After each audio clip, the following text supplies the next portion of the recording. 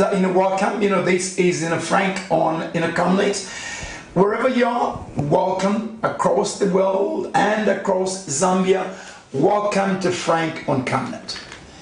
It's almost 4 months, since the UPND alliance, came into power. How have they been performing? This is just one of the issues, that we're going to look at in the interview this evening with my guest, the president of New Heritage Party. This is a very important time in our country to look at some governance issues. So in this 1 hour plus with my guest, Ms. KATEKA, we're going to look at these and related issues. Good evening and welcome. Thank you. Good evening. Good evening, viewers. First things first, the president is out of the country, today. I think, if I'm not mistaken, this is his 4th trip he has made in the last 4 months. Yeah, that's right. Yeah. What do you read into these trips? Important that he travels, important that he markets the country, important that he confers with his colleagues?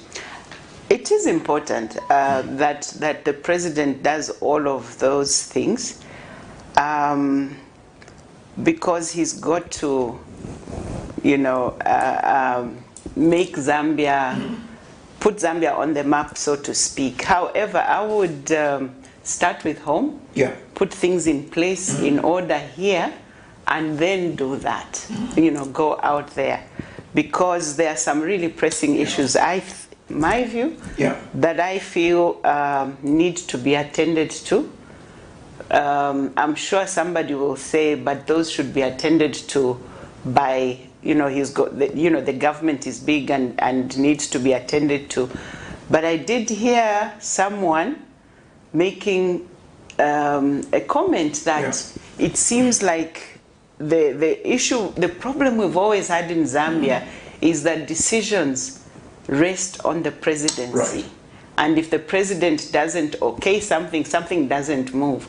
Therefore, if that is still the case, I'm not there, but if that is still the case, that is what is happening, then it speaks to what I'm saying, that there are certain things that we need to get moving. Then you can go out there and sell us. We need to put things in place. Yeah. If you were, president, today, what would have been your priorities? I've thought about that in a number of times. And one of the things I would have done, remember when they went to the UN and Kagame didn't go. Yeah. He didn't go, he attended virtually. And that's something that can be done. Now we always have an option. But locally, I think that we should be looking at issues. So, the pressing thing in Zambia at the moment that the Zambians are looking to is issues of the belly. Right. Okay? Yeah. Zambians are hungry and they want to see prices going down. I mean, even I'm thinking, I'm supposed to be better off than most. Yeah. Even I'm complaining. Yeah. So the issues that affect the everyday lives of Zambians, that's what we should be looking at as a priority. How can we bring the prices down? How can we bring the price of foodstuffs, commodities, everything down? How can we keep the dollar down? It really hasn't gone down after the election. So just before the elections, the dollar went down to about 17. I mean, it went right down to about 16. But it has never gone down after that any further. And in fact, it's now beginning to appreciate again. So what are the issues, we put in place to ensure, especially the dollar, because the dollar affects the cost of what we buy. We import a lot of things. So in the short term, if we could sort out that issue, come up with some means of reducing the rate down, that will be a beginning point. So I think that for the Zambians, the priority is food to put on the table, how much money we are spending on a weekly or a monthly basis and things like that. And that's what we should be looking at. I know we'll be talking about assessing the performance down the line of this program. Having said that, as a rider to that, Ms. KATEKA, do you get a feeling, a sense of feeling that perhaps this government, perhaps this president just doesn't realize what he has taken on? You know what? It's a big job that he has taken on with many moving parts. He must look. He was in opposition since 2006, I think. So 17 years in opposition. So it should have given him enough time to have an appreciation of what the job entails. It's a huge task, and it's not an enviable task. However, having said that, people should be equal to the task. I mean, look, this is a man that has built up a business empire, so we are told. So he's a very rich man, and he's done this and he's done that. So we expected him to be able to quickly take control and start putting things into place so that the economy and the nation at large begins to go in the right direction. Did he not realize it? I'm not too sure, because if you will remember when late President Michael Sata went into government, may his soul rest in peace, he had served in all the previous governments, and yet he also made some mistakes at the beginning. So maybe this is what this president is going through. Having said that, one just gets the sensing that maybe he was not as ready as we all thought. Yeah. Tell me, settling down is extremely important for you to start tackling issues. By settling down, I mean living in State House, closer to where your work is. He has not done that yet. Does that make it difficult to tackle the issues at hand? Because he's going to go home every now and then. Yes, he does. He goes home every now and then. Okay, so this is something that is has become topical. Remember the issue of the car at the beginning? The car was a topic, or use of a private car. Now it's the use of a private home. Some Zambians are okay with it, some are not. And the use of the Challenger, all those things, you know, they become national issues. I wish we didn't take these things. I wish he would realize that this just takes away from the national debate, the bigger picture, because now we are focusing, live in drive this car, no, let's not drive that car.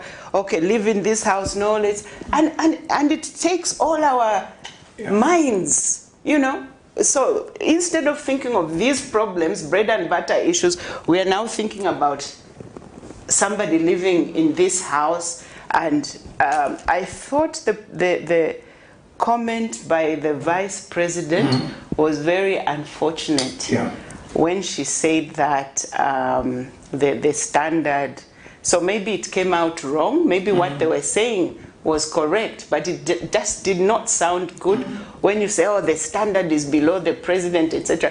Yes, so this is 3 months down the line.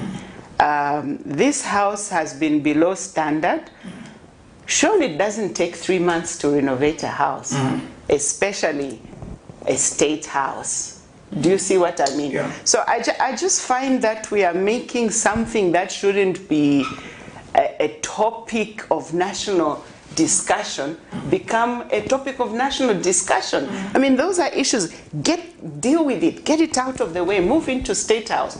Do you know how many police people are lining up the streets 2 or 3 times a day while the president drives from home and drives back? Do you know how many people are being inconvenienced? Because you have, you know, the people living in Woodlands, they are stopped for some time until the president drives past, drives back, and then drives back again in the evening. You know that time is money. So he could even consider using a helicopter and allow us to live a normal life. You know, so you've got a number of factors to think about there, just as we did when it came to the Challenger and flying commercial. The factors to think about are security. Right. Okay? The president's security. It's, you know, for him to drive like that every day, it's a security issue. Then the number of police people who should be doing other duties, but they are on those roads, the details and the costs attached to it. I think we shouldn't be discussing this at this level. Insensitive? I don't know. Or the presidency is not doing the job, because you said earlier that most of the decisions rest with the president. If the presidency was operating, shouldn't they advise the president accordingly? Oh, they should. They absolutely should. And that's why I'm saying we can only speak to the presidency and say, can we get this thing out of the way already and let it not be an area of national focus? Can we focus on other things that are more crucial to our needs as a Zambian people? I think that that's the route we should be taking, rather than allowing us to engage in this discussion, this debate. It's not a very meaningful debate. So I think that if they did just do the right thing and allow us to move on to the more important things with regards to running the nation. All right, let's say something a little bit more about renovations, and because the Vice President talked about it. My reliable sources say that the Ministry of Works came up, you know, with the cost, you know, to renovate the house. From what I understand, they gave him a cost of 14 million kwacha. That's and he declined. He declined that. It was too much. Fair enough. He declined that. Is it the president again to decide whether what is high or whether what is low? I find it difficult to comment on that particular one because I'm not privy to those figures. My understanding is that in government they will get at least 3 quotes. Right. Okay, so you can't single source something like that. They'll go through a process in order to arrive at the best bid. So if the best bid was 14 million, that would be crazy, because you can build a new state house with 14 million. So and really, why on earth would they even take that to the president to make a decision? Well, are you telling me that as a nation we are so unable to make decisions at departmental level, at director level, at PS level, at ministerial level, and a decision for the costs of renovating State House must go to the president? I think that for me, if that is the case, it would be a great cause of concern. If the Vice President is talking about the state of the house, the state of Nkwazi, you know, that needs to be renovated, and people have also talked about the state house, all of it, that it needs renovation. It's an old house, old building. Has time come to start thinking of building a new state house? Is that a priority? This has been debated in the PF government, and they said no, it's not a priority, and they didn't do that. One would have to actually go there and assess. Do you build a new one or do you renovate the existing one? I can't say. I'm not even in that arena. I mean, I'm not in that field of determining whether we should build a new one or what. But those grounds are very well located. Okay, so what would it entail? Would it entail breaking down State House completely? I think that is another discussion altogether, and I think that if that discussion has to happen, there has to be facts on the table. You can't just say, yes, it's time to build a new State House, or no, it's not, without actually being availed with facts on the table as to what is needed to be done, how much it would cost, is it really necessary? You know, somebody would have to do a study and then say, yeah, let's go ahead with it. All right. Let's talk about, you know, the recent, you know, developments, you know, changes, you know, where let's start with the appointments of the DCs. If I remember correctly, the president during the campaigns, he had said he was going to do away with DCs. You know, it was superfluous. It was costly. Yeah. Okay, he's gone back again against his word. What do you read into this pressure from Candace? You know, I believe that when people make pronouncements before election, before they are voted in, they say things. Sometimes they say things to get the electorate to vote for them. Okay, so many promises were made, not just about the DCs, where we have seen a U-turn. And I'm sad about that, because it really paints politicians as liars, as people who will not keep their word, etc., etc. Now, one of the things we had actually advised with the new party is, once you get in there, assess the situation, and then get back to the electorate and say, you know, we made this promise, but what we have seen, we are not able to keep this, because then people will say, oh, okay, we understand. But when you do a U-turn and you don't go back to somebody and say, you know, that thing, you know, if you don't go and explain why you've made that U-turn, then the person sits here and it's conjecture. They are thinking. So they can read into that U-turn whatever they want. They can say, you know, so for example, we issued a statement last weekend and said we had a few concerns, and that was one of them, because the president did say that we wouldn't have this position, and lo and behold, we have this position. And just so that we know, these people were appointed before. The PSs were dissolved in September, on September the 17th. And so we expected new PSs to be appointed. And then, but then we see DCs came before the PSs. And we're thinking, okay, so what's more important here? Is it the DCs or is it the PSs? Clearly the DCs came in first. Now, the issue of doing a U-turn without an explanation is a cause of concern for us, because then we are thinking, oh, so if they've done this U-turn, they haven't bothered to explain to us.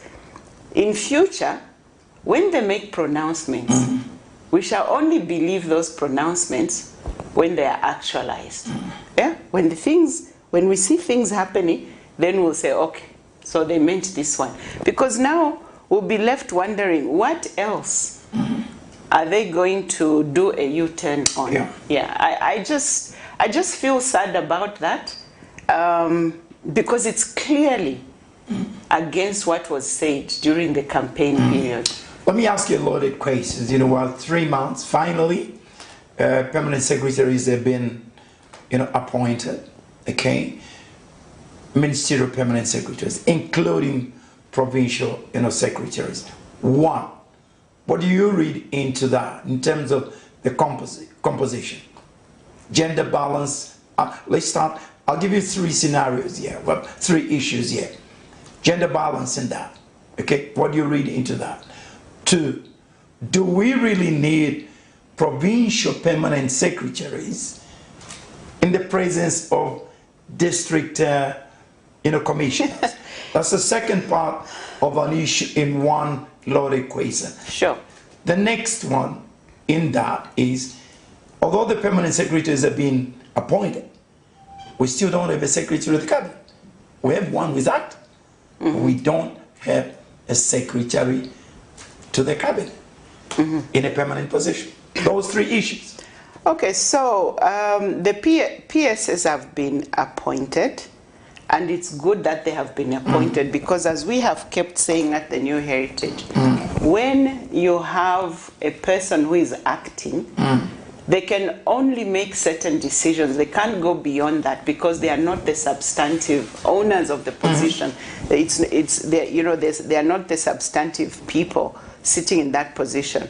So we were worried that things were falling between the cracks because the permanent secretaries are the CEOs of a ministry, and therefore we needed to have these people so that certain decisions could begin to move. It's taken, what, 2 months? Because this almost 3 months. Yeah. No, September 17th to... Right, yeah, 2 months. Just slightly over 2 months. Yeah. And so now they have been appointed, so we applaud that.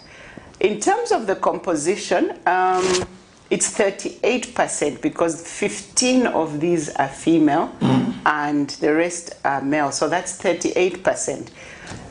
When it came to provincial ministers, I'm giving you provincial ministers, we had 10%, 1 out of 10 was female. When it came to the ministers, we had 4 out of 30, because we have 30 ministers and then 10 provincial ministers. And that percentage was something like 12% or 14%. These two, the provincial as well as the cabinet was very, very low, and we did complain about that. 38% is an improvement, and it's still less than the 50% that we would be looking for. It's an improvement. So which we've been wondering, not just the New Heritage Party, but even the female, women's movements have been wondering what is going on with these appointments. 2 out of 8 nominated members of parliament, 2 are female, and we've been wondering about these low numbers, but without getting into their thinking, you can't really reach a conclusion. And it can only be conjecture. You think to yourself, Katwish,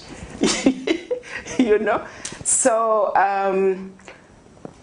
we would have liked to see more females being appointed, and we know that within the UPND they've got some very capable, very, very capable females. So we don't know why it happened the way it is. Is it being insensitive to gender, balance? And having said that, Ms. KATEKA is got a lovely wife there.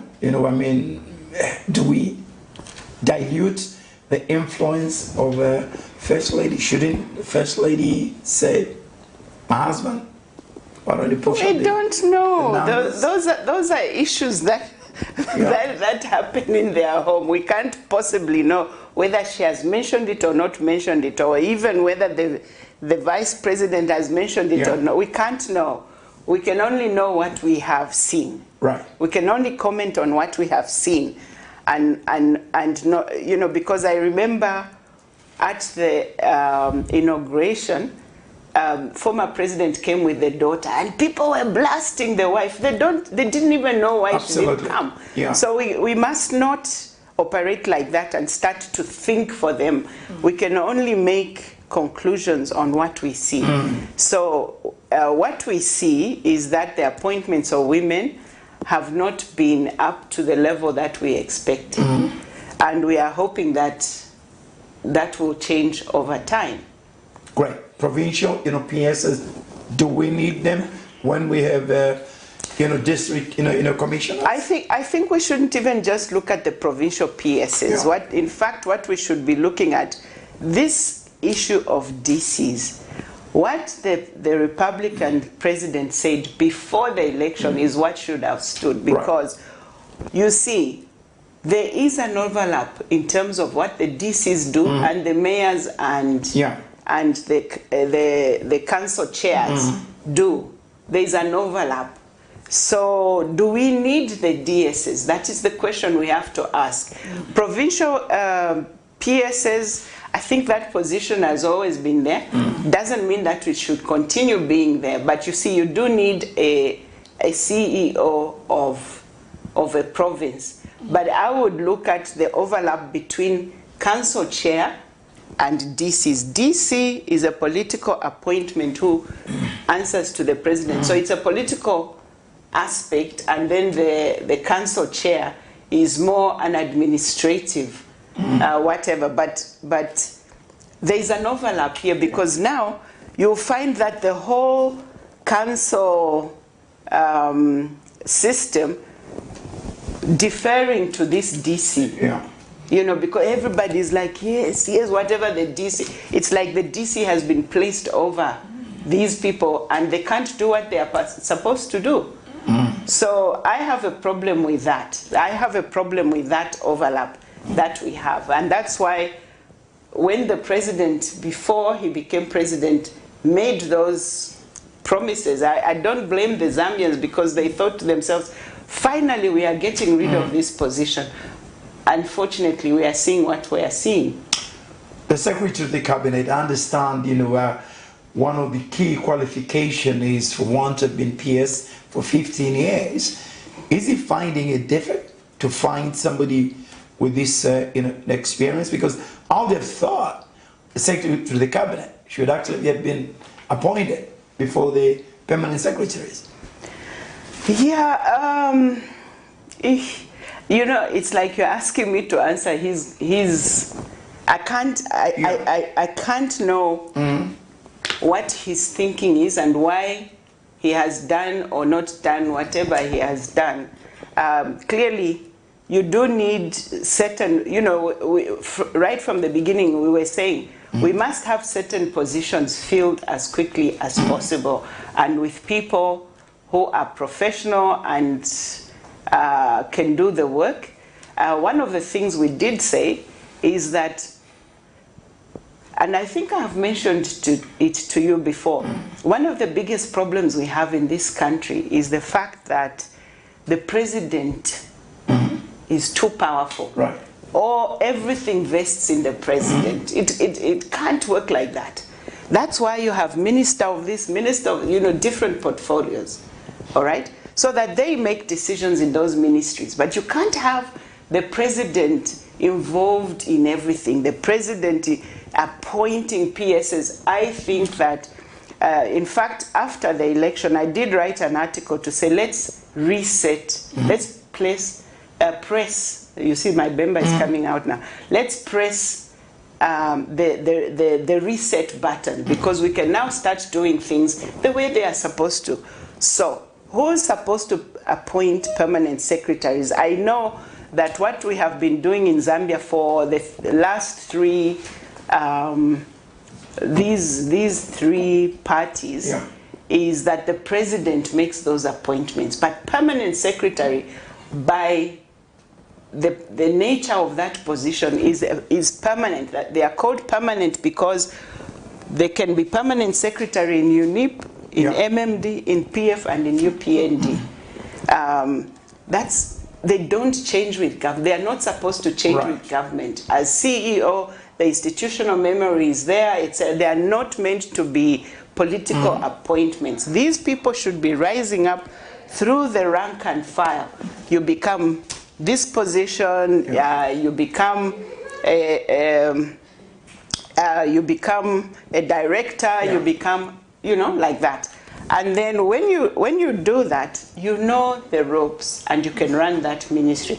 But what we do is we'll go and take somebody from the University of Zambia, make them, you know, as I appoint them. So who are they going to have allegiance to? Are they going to have allegiance to the nation, or are they going to have allegiance to me, the appointing authority? Clearly it's me.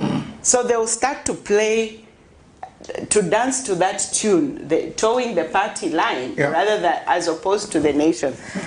We've been saying for some time that surely the time has come when our loyalty to the nation must go beyond our loyalty to our party.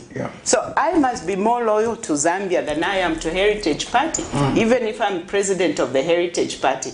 If a decision within the party is going to work against the nation, then we mustn't take it as a party.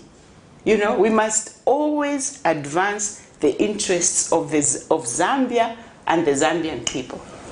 Before we take a break and talk about the fight against corruption, Ms. KATEKA, a survey report has come out, which was done by NGO CC, that they were looking at gender violence. They also looked at how women were being perceived, politicians, and they discovered that women are harassed, women politicians are harassed.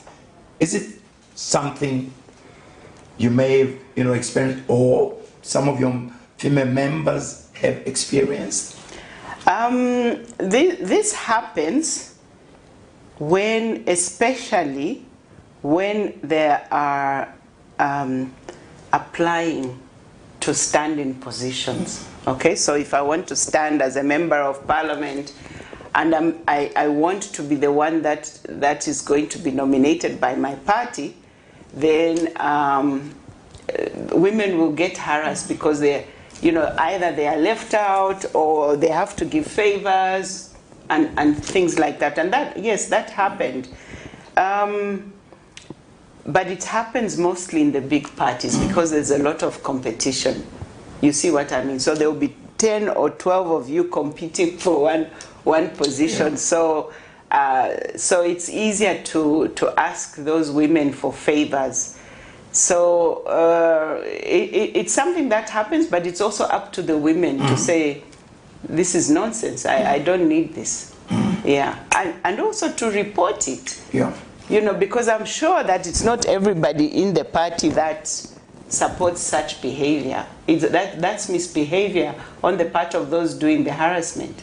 So it's up to the women to stand up and fight that. They don't have to take it.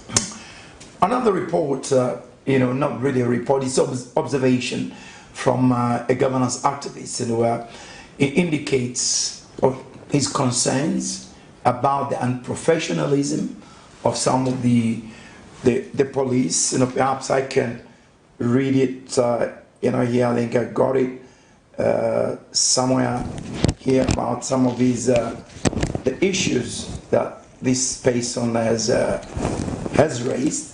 This is what this person has said, Ms. KATEKA, says the Zambia police, under Remy Kajoba, has got a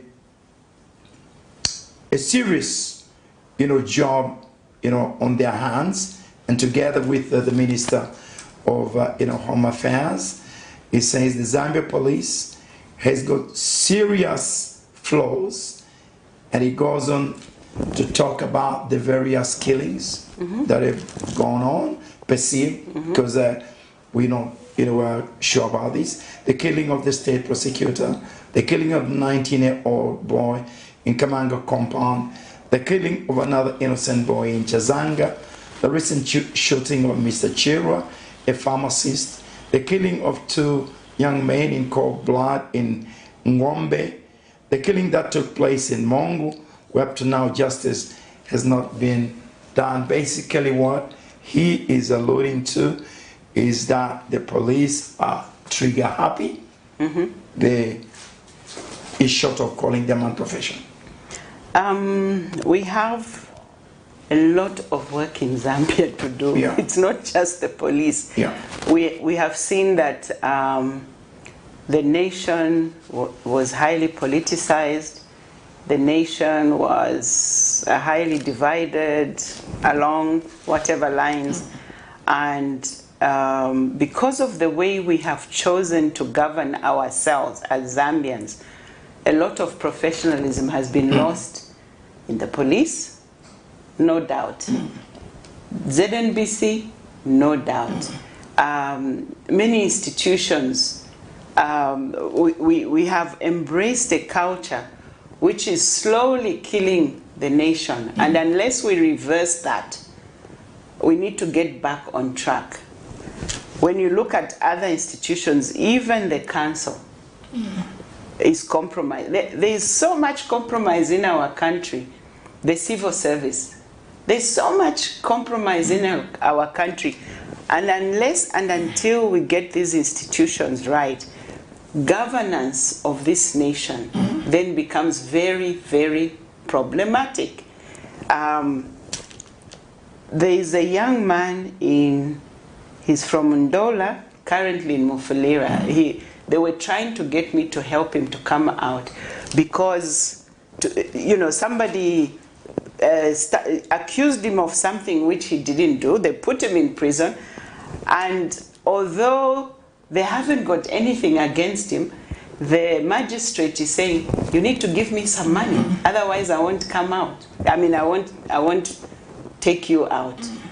There's so much that is wrong in our country, and those are issues that we need to deal with. As a people ourselves, we have to decide collectively, let's do things the way they are supposed to be done. So I think that one of the things that this new government should have done is begin with reforms across the board, reforms to get us back into shape. Before you start piling on new things, we need to reform our civil service. We need to reform and retrain our police. We need to look at our councils, retrain those. Let's bring professionalism back into whatever it is that we do. Only then we will begin to make strides going forward. If we don't do that, then you are trying to build on something that is not sustainable. It will not be sustainable. Are you encouraged by the appointment of the Chief Justice and State Counsel, Dr. Malila? So, this Dr. Malila, I've never met him, but I've heard very good reports about him, and I believe he was some people that I know and I respect have told me that he's very good at what he does and whatever he touches. Others, of course, have complained about the fact that he didn't go to the High Court and he went straight to the Supreme Court or whatever. But then I have no problem with that because people are telling me, why didn't you become an MP first? Right. I don't have a problem with that. I'm talking to the president of New Heritage Party, CHISHALA KATEKA, on a number of governance issues. When we come back, corruption. The fight against corruption, which was made to be on the top of the list of the UPND Alliance government, the new Dawn government. This is Frank on Camnet. Join us very shortly. Camnet TV is here to entertain, educate and inform you. Catch Rise and Thrive at 07:30 hours every Saturday. Fresh and new praise and worship comes Monday to Friday at 8 hours. Kids need to be glued to the TV every weekday at 09 hours for their favorite cartoons. Off the pitch with the boys as they talk about sport on Saturdays at 09:30 hours. Remember, we are also here to entertain you with our different varieties of movies every weekday at 10 hours. Join Pastor Victoria and Moses Chilua with Healing Word Ministries International Church live sermon every Sunday at 10 hours. Katamanda brings to you another journey of gospel ministers on Saturdays at 10:30 hours. The verdict comes to your screens at 17:45 hours. Join the Revival Harvest Church every Sunday at 18:30 hours. Every Monday to Saturday, join us on the news desk at 12 hours as we bring to you the midday news, and at 19:30 hours Central African time every day for the main bulletin.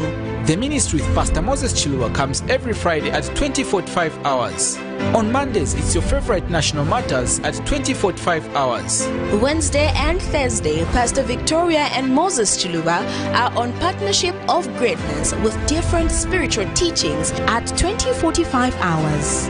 And Frank on Camnet comes to your screen every Tuesday at 20:45 hours. Camnet TV, not just another channel. Welcome back. This is Frank on Camnet, my guest, CHISHALA KATEKA, president of the New Heritage Party. I was going to go and talk about corruption, but I just remembered another important development. A number of PF seats have been nullified. Yes. What do you read into this? I know it's a democratic right for somebody to petition, but people are saying, if we're not careful here, UPND could end up with a massive majority in Parliament. Yeah. And there will be no checks and balances. Yeah, absolutely. It's a complicated one, this one, because firstly, I know that the UPND petitioned, I think it's 50 seats. Countrywide, immediately after the elections. I don't know how many seats PF petitioned, if any. Of those 50 seats, some of them are chancers and some of them have withdrawn the cases. What is important to note is that UPND only need 18 more seats to get a 2/3 majority. If they get that 2/3 majority, then they can pass anything, any bill. So we become a de facto one-party state. I spoke about this at the time. Right at the beginning, I actually had a press conference, and my advice to the UPND was, yes, you do have a right to petition, and we know how our friends conducted themselves, so it may be justified. However, there is a scripture in the Bible that says all things are lawful, but not all things are beneficial. So sometimes, even though you have a right to do something, don't do it, because in the final analysis, it might not work for you.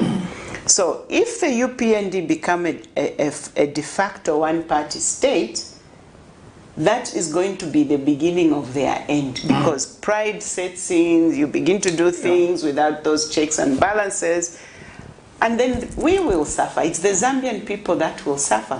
So that was our advice. Now let's look at another aspect. Apparently, when the courts are deciding a case, they will look at those misdemeanors by whosoever was misbehaving, but they'll also look at the gap. For example, in Petaoke, the person who came first is JJ. I'm not sure that case is still on. I don't think it is, but I just want to give an example. I just want to give an example. JJ came with about 16,000. Dora came with about 10,000, and this UPND guy comes with I don't know how many, maybe 3. And you jump Dora and goes to petition this guy. I mean, what's that? You see what I'm saying? If Dora petitioned, it's a different ball. It's a different ball games, but it wasn't Dora that. It's this guy who petitioned. So I think the UPND need to do some self-checks. But then for me, I would openly urge Zambians to take this issue very seriously and know that it's not a matter of saying, oh, now we've gotten rid of the PF, so now let's vote the UPND in all these places. It's going to cost this nation a lot if we have the UPND having a majority, you know, having a 3/4, 2/3 majority in Parliament. This is one of those where we must think and say, is this in the best interests of the nation, or is it just about supporting UPND? Now, people are complaining that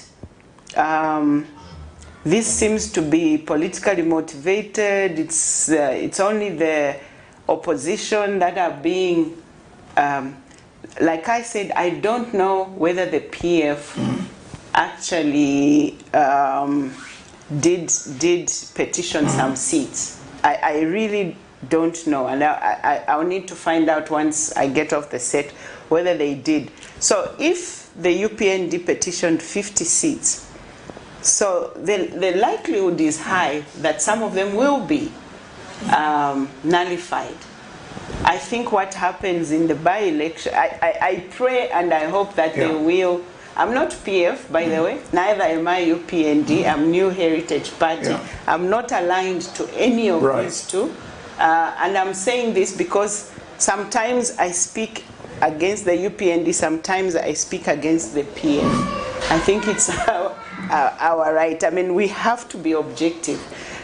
It's very important that as Zambians, we make sure that we maintain our democracy. And even if these seats are nullified, we must make sure that people that go in there, we don't start to increase the UPND numbers. Like I said before we went on break, one issue that, the UPND and the president put on the top of the agenda was the fight against corruption. There mixed reaction already 3 months down the line that this fight has not started. This fight has already died, whilst others are saying the few cases, that have been investigated. Like Faith? Yeah, point to people the Bemba speak. Let me put it that way. Yeah, instead of saying, one province, but the Bemba speak. This issue of continuing to polarize the nation is unfortunate. I think this regionalism is not going to help the nation. We heard the Minister of Local Government and Rural Development saying that Northwestern, Western and Southern province were neglected in the PF days. And somebody was able to show that this is in fact not the case. But when you go out there, especially at a national level, and you make those statements, it's continues to divide us. When we do these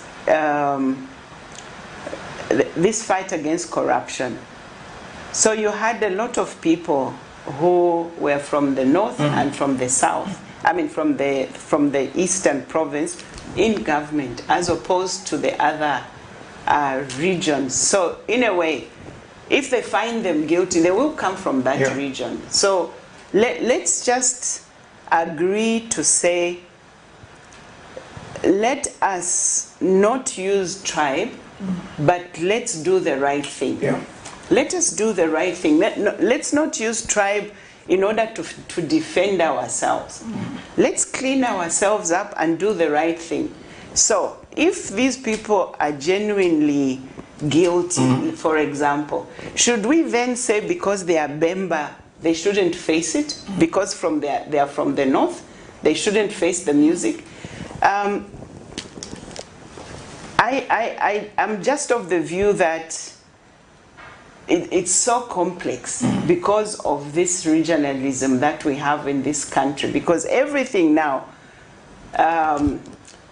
will point either to one region or another. So when Gary Nkombo says that, it's not a good thing. When other people say it, it's also not a good thing. So let's just do the right thing and start to unite the country.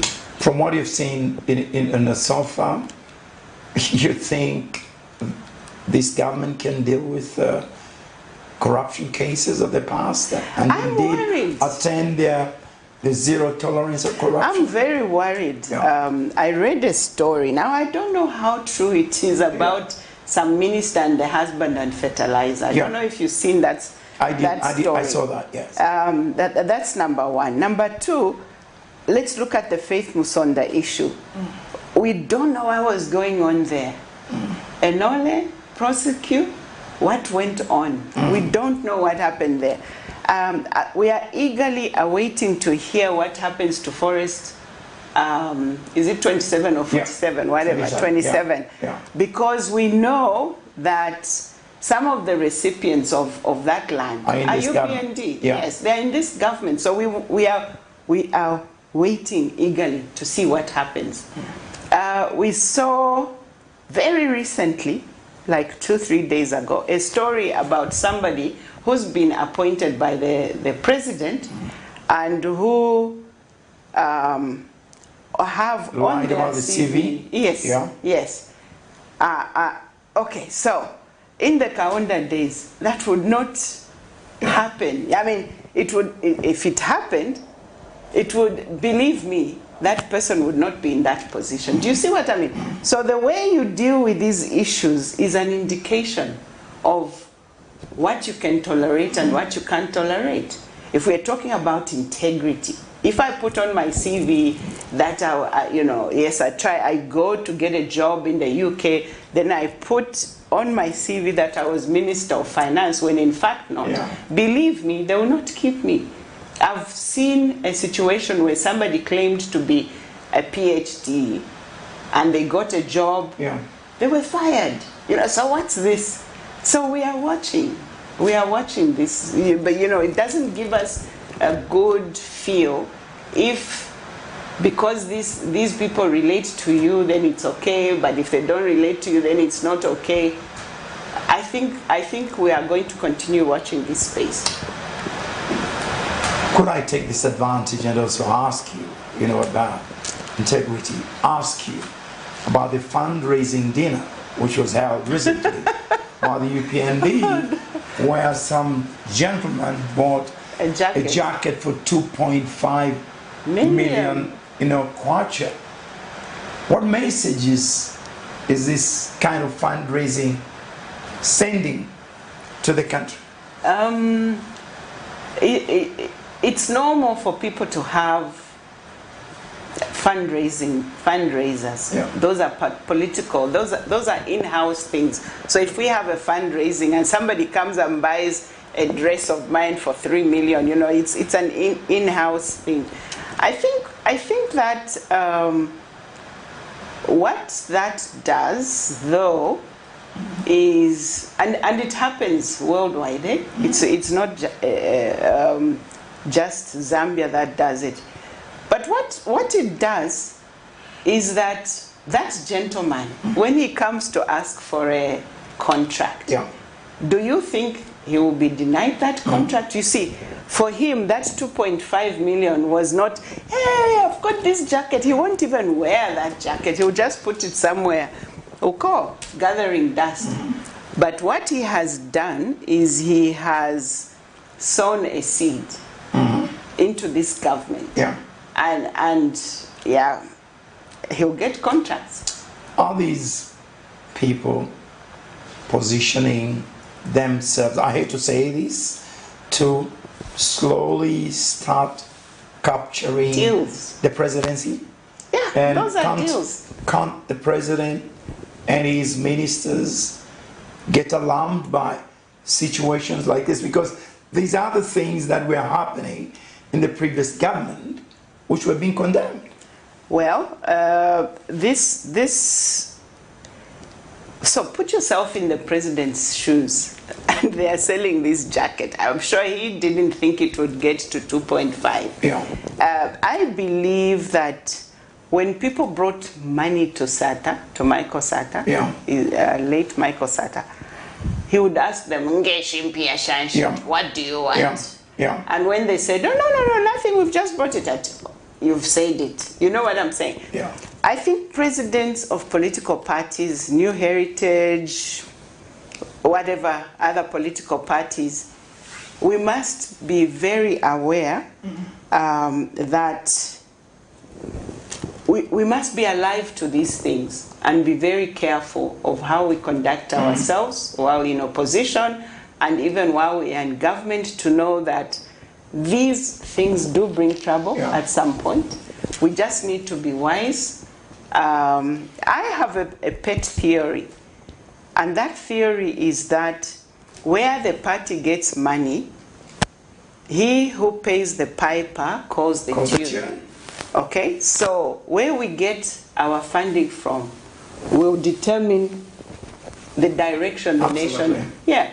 So if Frank Mutubila starts to fund New Heritage Party, Frank Mutubila will tell us what to do. Absolutely. So where we get our money, we need to be careful, very careful of where we get our funding. And Zambia will only become truly economically independent when Zambians learn to fund their political parties, because they will own the political party. One other major, issue confronting this government is confronted previous governments is youth unemployment. The young people came en masse to vote on the 12th of August. From what you see, is this government conscious of this issue pertaining to job employment for youths, the youth's voice? Even when you look at the appointments, you don't see many youths, you don't have even a desk, I know there's Minister of Youth and Sport. One would have thought there could be a desk even at the Vice President's office to deal specifically of this volcano which could erupt. As they have an SME ministry. Right.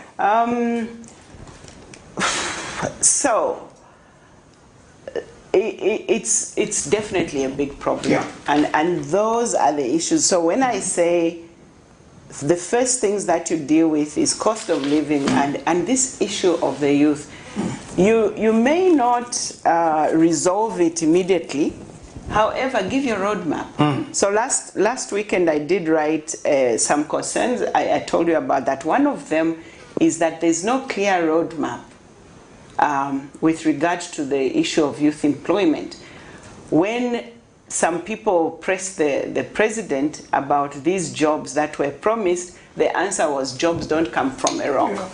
And we did say it's not good to make statements like that.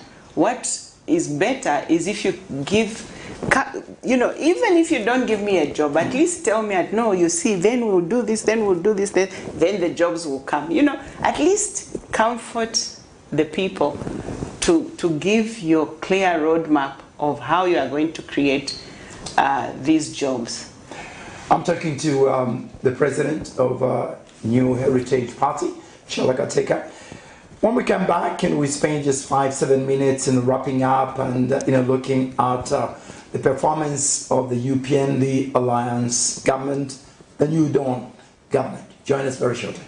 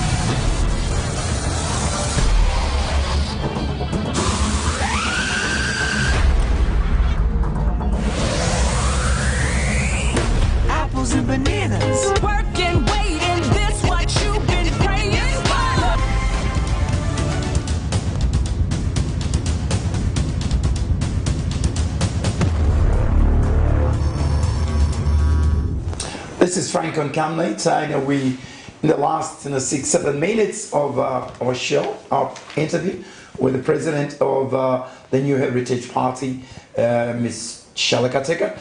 Before we went on break, we were talking about the youths, the importance of the youths, and some of the things that haven't been done that should be done, you know, to identify, to recognize, you know, this major problem. If you were president today, how would you have addressed the problems, you know, facing the youth, especially unemployment? Yeah, it's very easy for those of us who are outside to criticize the president and say, no, you know, he should have done this. However, I've looked at this issue of the youth from 2000 and something. I did start an NGO called Youth with a Vision for Zambia, where we were speaking to youth and helping them in a number of provinces across the country. We did Northern, Luapula, Copperbelt, Northwestern, Western and Southern provinces, and helped quite a few youth to find themselves. And even now, those youths that we worked with have found themselves in society. Unfortunately, I had to go back to work, etc. So the reason why I've been seeking the presidency is just that, to help people, to help. Now, we even changed the name from Youth with a Vision to Zambian Transformation Network, because a lot of Zambians need help. I used to ask myself the question, what do presidents do in between? You know, for 5 years, do you just sit in the sitting room and criticize the government? No, what you've done is not right. No, you know what I'm saying? What do presidents do in between? I think what you do in between that 5 years will determine, you know, will show where your heart is. So even as New Heritage Party, we've been asking ourselves, you see, the reason the UPND had a problem with the cadres is because they should have thought about that solution before all these years. They should have said, let's help our cadres to become something. So we are thinking of, between now and 2026, we'll be unveiling some program to start working with these people, helping.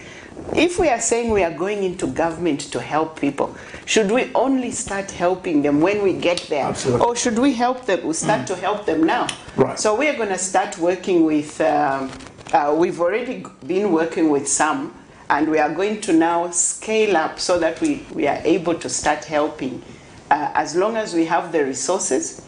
If I have resources, I don't mind sharing my resources to equip others so that they can become who they're supposed to become. Ms. KATEKA, do we need Zambia Airways to take off on the 1st of December and spend so much money when we can channel it into the issues that we're talking about, raise the standards of our youth?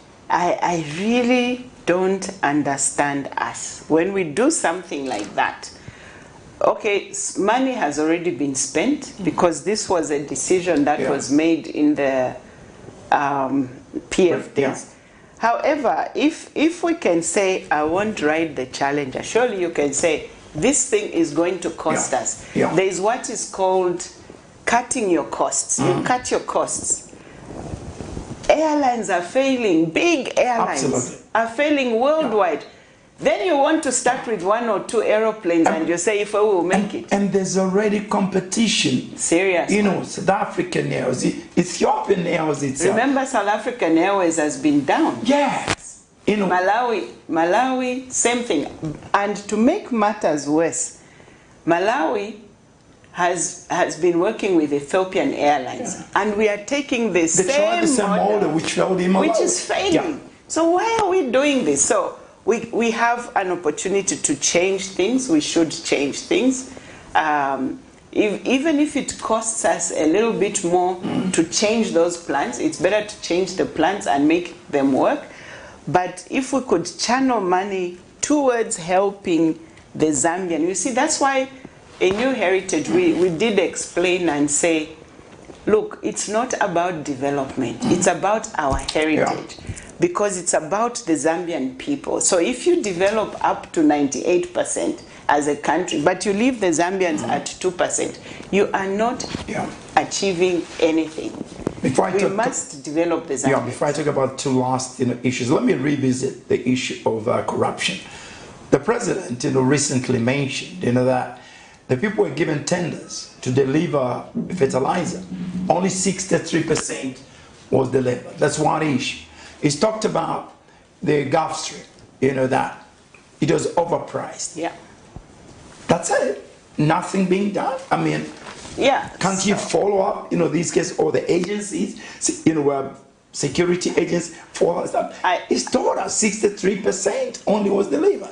This Gulf Stream was overpriced. That's it. It dies.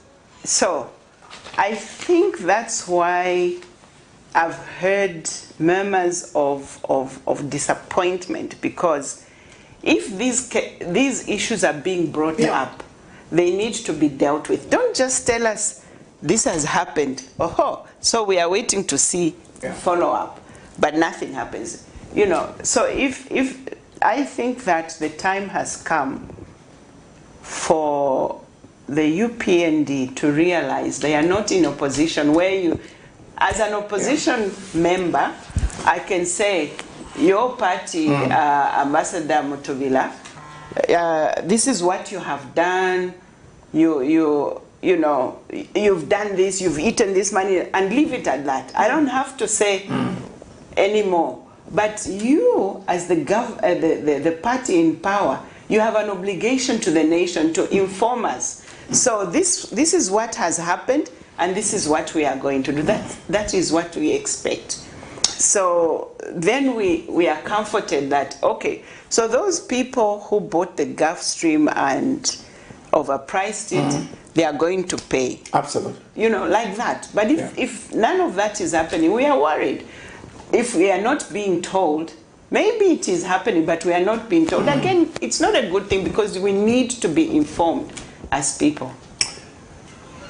How do you assess the performance so far? Suffice to say, the president recently said, we are criticizing him, and his government, because we are used to disorder and mediocrity. I thought that statement was very unfortunate. When I saw the headline, President,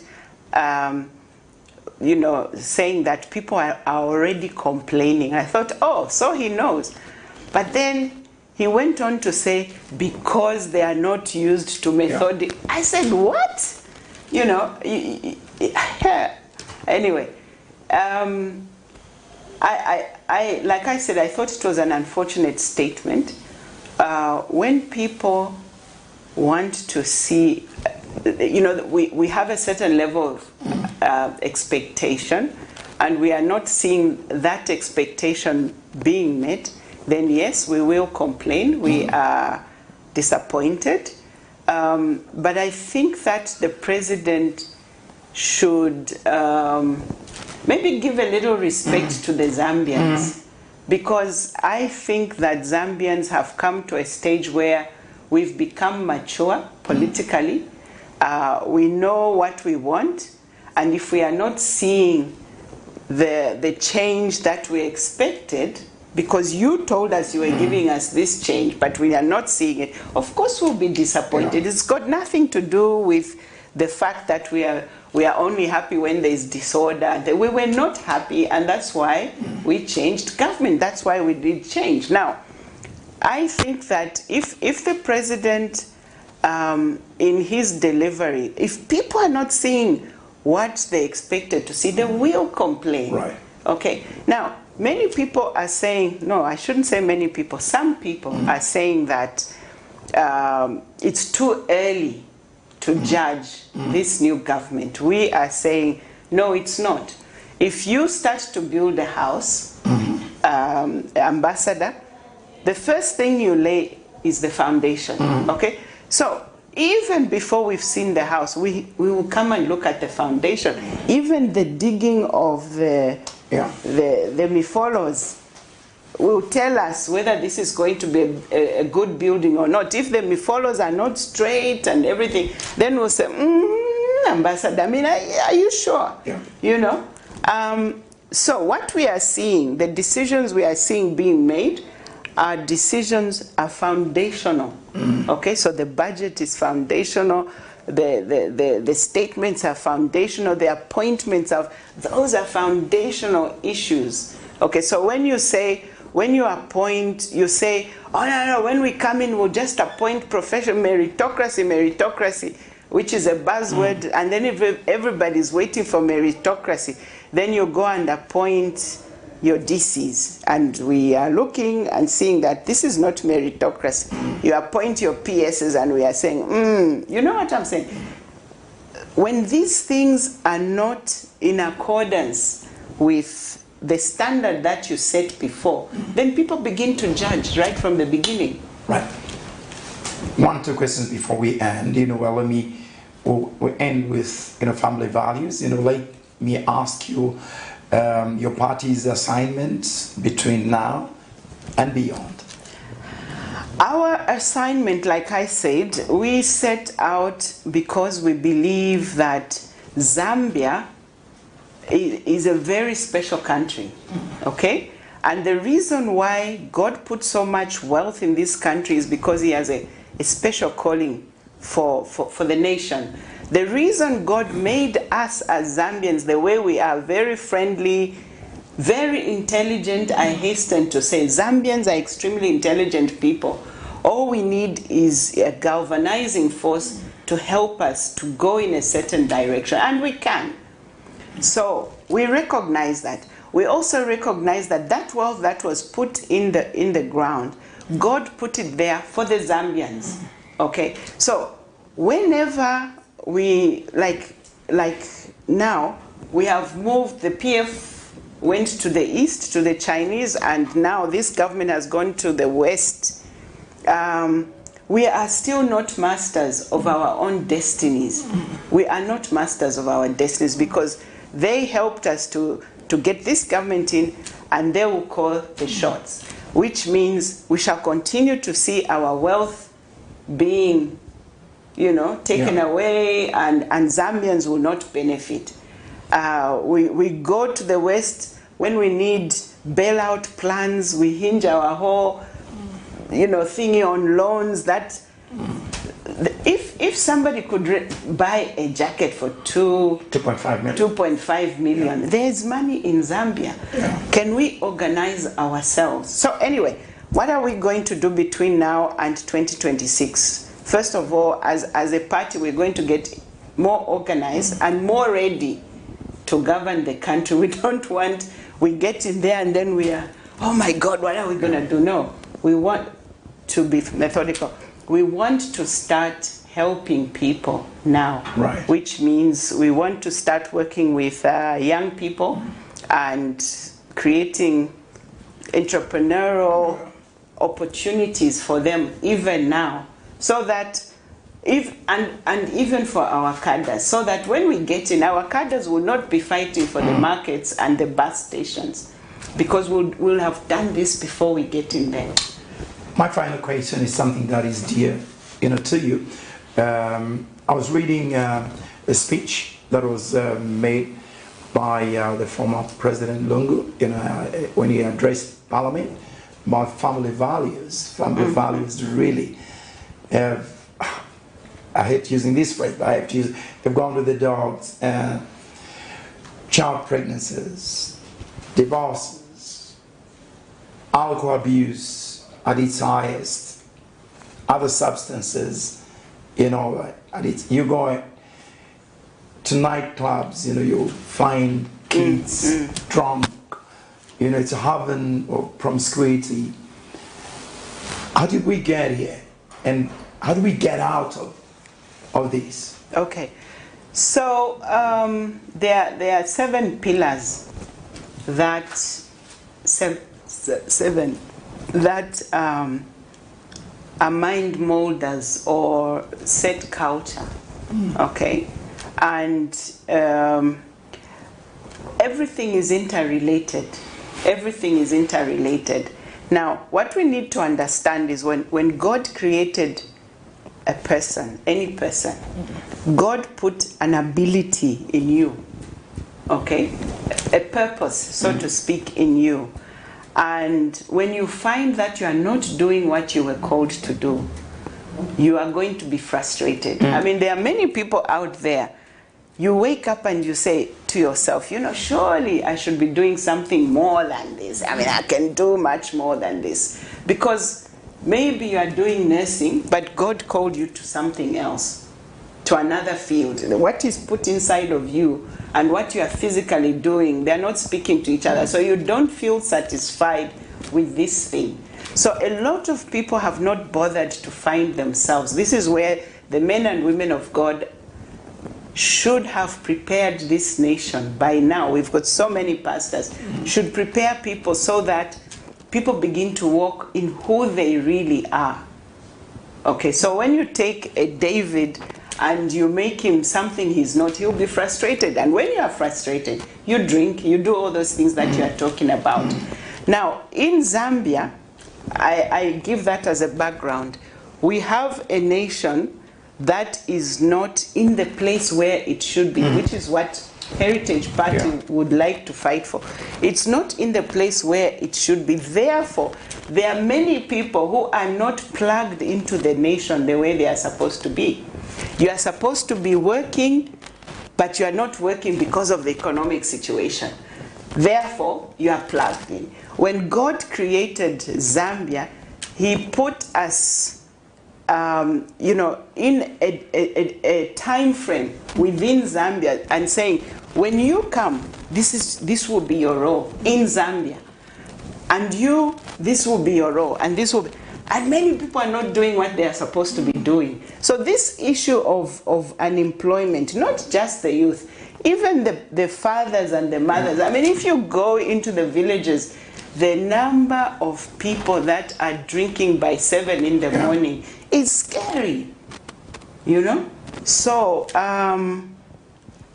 the issue that we have, it's a big problem that we have and need to sort out.